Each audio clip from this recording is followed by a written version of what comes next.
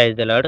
ప్రభు అయిన యేసుక్రీస్తు వారు ఈరోజు మనకు అందిస్తున్నటువంటి వాగ్దానం కీర్తనల గ్రంథం 119వ అధ్యాయం 165వ వచనం. నీ ధర్మశాస్త్రమును ప్రేమించు వారికి ఎంతో నెమ్మది కలుగును. ఏ కారణం లేకుండానే బలమైన నాయకులు నా మీద దాడి చేశారు, కానీ నేను మాత్రం నీ ధర్మశాస్త్రానికే భయపడి దాన్ని గౌరవిస్తాను.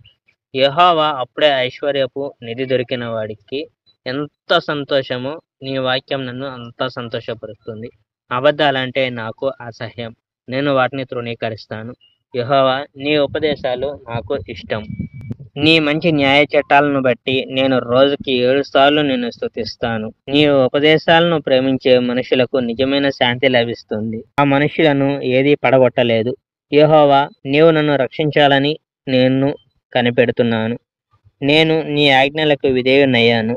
నేను నీ ఒడంబడికను అనుసరించాను. యెహోవా, నీ న్యాయ చట్టాలు అంటే నాకు ఎంతో ప్రేమ. నీ ఒడంబడికకు, నీ ఆజ్ఞలకు నేను విధేయునయ్యాను. యెహోవా, నేను చేసింది ప్రతిదీ నీకు తెలుసు. Praise the Lord. May God bless our India.